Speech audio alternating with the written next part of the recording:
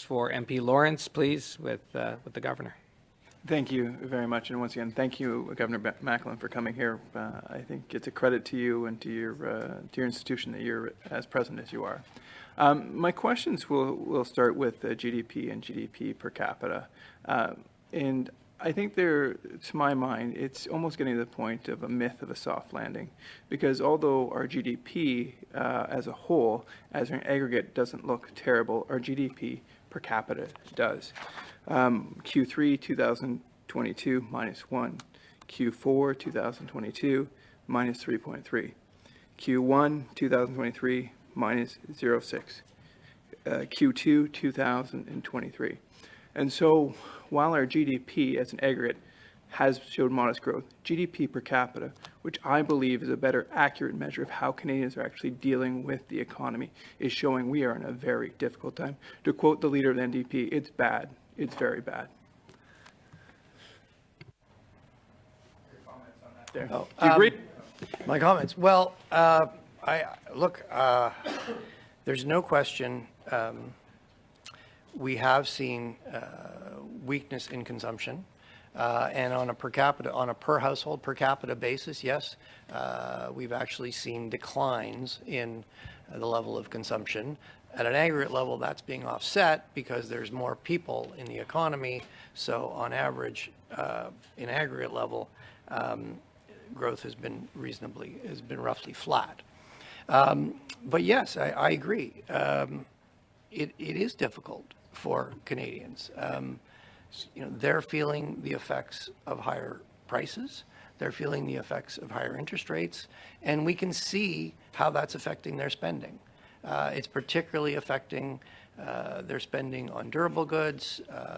They've been cutting back on services. They've been cutting back on non-durables, and that's showing up in the weakness in per capita consumption. And this is all in the context of over the last 10 years, in the United States, the GDP per capita has grown by 47%.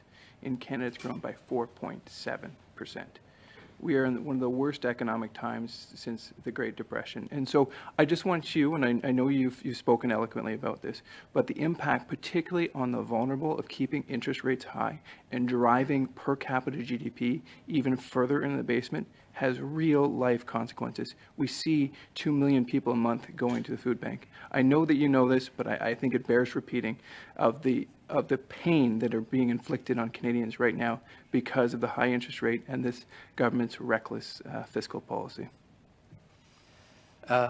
Look, nothing worries us more than, we know inflation is affecting the most vulnerable Canadians the worst.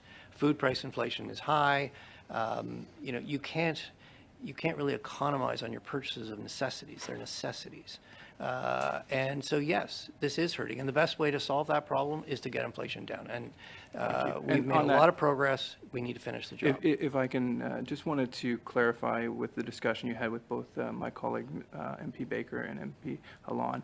I think you used the threshold of 2.25 spending growth rate. Anything above that in the upcoming budget will be unhelpful for your fight against inflation. Is that correct?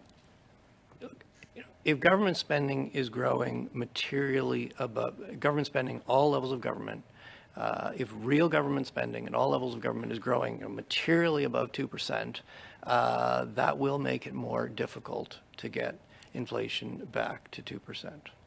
And then I want to return to a conversation we've had at numerous meetings with respect to the carbon tax. And I want to thank you for your candor at the last meeting of saying that the carbon tax was adding 0.6%.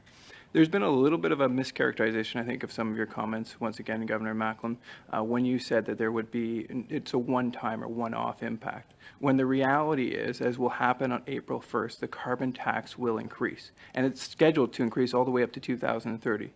And so presumably, if in our parlance we axe the tax, not only would you eliminate it one time off, but there's also the upcoming increase, which is scheduled to be in the range of 23%. And I think you've said it at other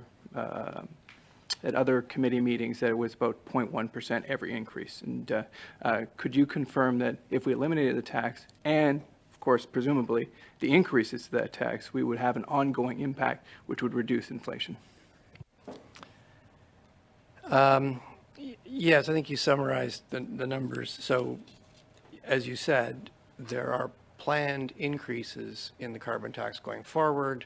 The direct impact of that on the three fuel components would have an impact of about 0.15% each year going forward on the CPI. If you eliminate the tax, you'll get a one-time 0.6% decrease in inflation. The next year, it'll go back to where it was because you can only eliminate it once. But yes, I see your point. You're also eliminating the future increases.